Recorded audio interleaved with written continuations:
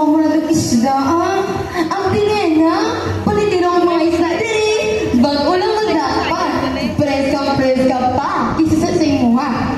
Uy, ako dahil si Marites, usa kasi bunga na, with a vital statistic 24, 36, 27, proudly represent Cebu.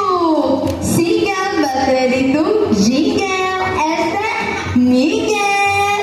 Si Marites talaga ay napakatubog-lawin. Sa kanya, ako dapat ay magpapakilala sa CCTV. Pero hayaan na nga lang natin. Tumama na lang tayo sa Batangan ng are para hindi kayo mabibire. Mga suki, pasok, pasok mga suki. Presyong panikera sa pusa po, 20-30 at iba pa. Manikera, bilhan mo naman ako ng bagong ukay na are para lang sa kabakuhe. Oo nga po, aling nana. Pinali na po ang nanay. Pambaon namin sa school, please. For sure, bagay na bagay rin sa'yo. Bagay na bagay talaga sa iyo, aling nana. You will look young and pretty. That's right, aling nana. Sexy and hot.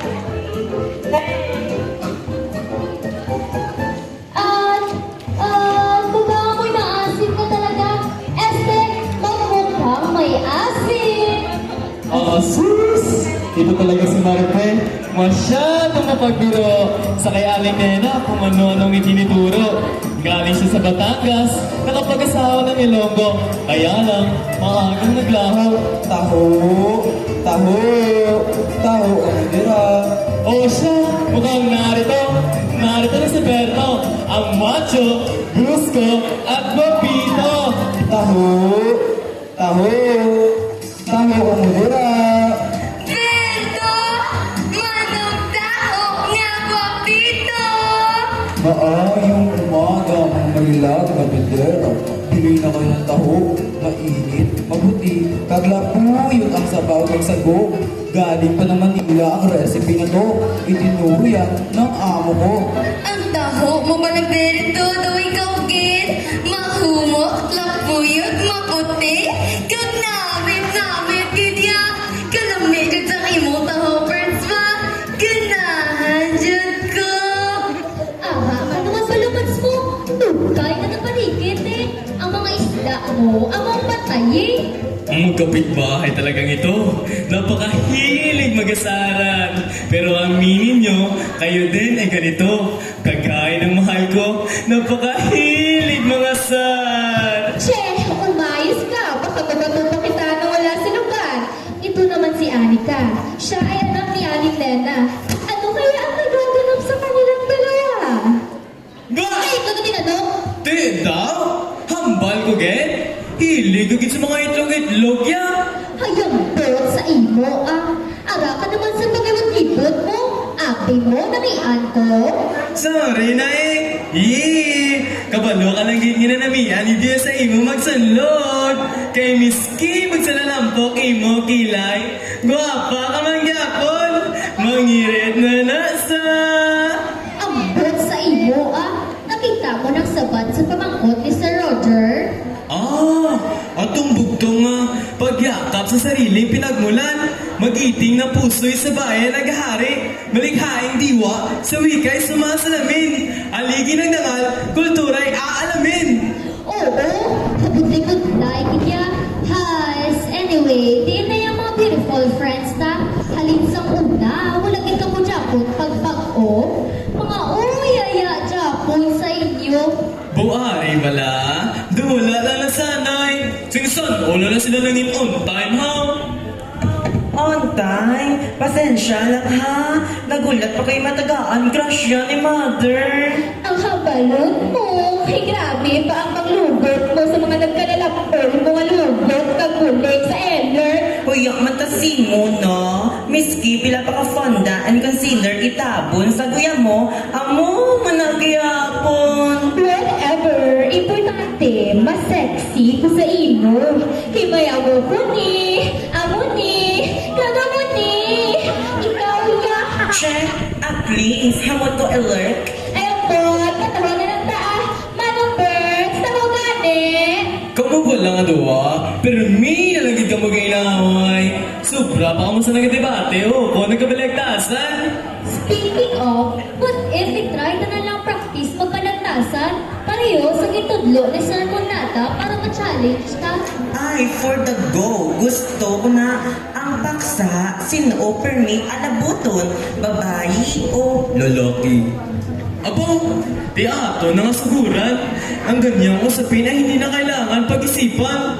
Sino ang mga managinto? Siyempre, mga babae eh. Maliit na nakamalian. Kung makatalak, ay, grabe. O lagi na nagpapabebe. Minsan, ipopost ka pa sa FB. Ichichika pa sa mga barkada. At ala, magdududa. Di ba malakas? Kung makareact, ay, wagas. Ay, tsak dogi yan no. Mabatakot lang ako pa rin. Di mag-alala ko. Kayo nga dong palaging naka-hard react sa story at TV ng ibang babae. Sasabihin niyo pa na panaaway kami at grabe makakala. In fact, kayo ang dahilan kung bakit hindi mapakali. Ginapa-overtake niyo lang kami. Kabalo ka mo, kamo nga mga lalaki, manuginto na gani, hindi pa makontento.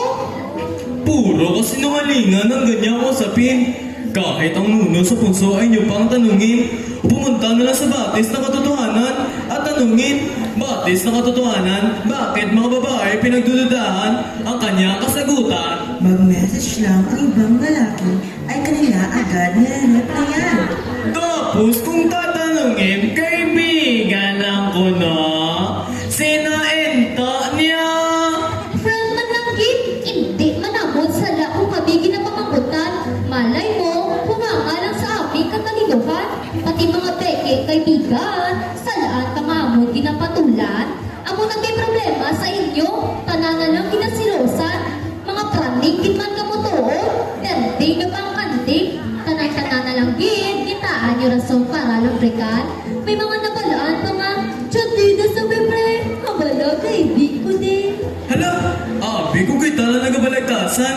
Di panghambal ko wala sa kamaturan. Kag hindi ko humon nga ikaw masakitan. Kawalo ka lang gid nga puro akong intensyon. Sa akong dughan, ikaw lang gid nagaisahanon. Bagay gid para sa tigipusoon kang hapon. Hindi na magkabala ka, akon ka ani ka. Gapati ko, ang lalaki ang may sala. Ang akong bana, kiprano panadula. Kinakabit niya mga prinsesa, hindi nakapagbayaan. Ang unang iya nga promesa, nasakitan gid ako, pero wala na kung may mahimo kung ang nakuha ang Ginoo. Hindi, maganda ka siguro kung Ginoo ang nagkuha, Marife. Pero sa asawa ko, wala na kontento. Nangita, alay nga balay. Wala kuman sa ginaaway. Pero amo ginaiya, may tawagit na hindi kontento sa isa. Gani, tagtatlo pa. Sa tuod lang, mga lalaki, manuginto. Matapos makuha sa imo tanan, ikaw dayon, bayaan. Miski mahamis ako nitsura, panadaw nila simo to basura. Abi nila hindi sakit, nung kami lang ilang ginagamit. Birds, isa lang kakos, kasi nakit pagdaan akong barikos. Ay, ka mga sagad, mga pinalagtas ho. Pati Diyos, tiyay Maripe, tiyay Marites, kag tiyay Berto, kakumbot na. Sila ay bibigyan ng isang masigapong palakpakan at malakas na hiyawan. Ay nako, ang mga magkakaibigan talagang ito. Dahil pang asot pusa kung mag-away. Pero sila talaga ay magkakaibigan ng tunay. Na tiyak hindi magkakahiwalay. Siyang tunay, mahal ko. Kagaya mo, ikaw din sa akin ang nagbibigay buhay. Kahit minsan, ikay pasaway. Ay, ano ba naman ito? Kinig talaga ako. Aling nana, nabalitaan ko. May aabot daw ng mga bisita. Oo, Berto, matuod yun na. Anay ka basi malipag ako. Mga kaingot ang pinalangga ko nga abyan. Naabot karon ang mga inabusto halin sa Amerika. Ako tani kapabulig sa inyo preparar para sa gamay na handaan. Doko exciting na tiyay. Madugangan na madibag o nga lahi sa city ako.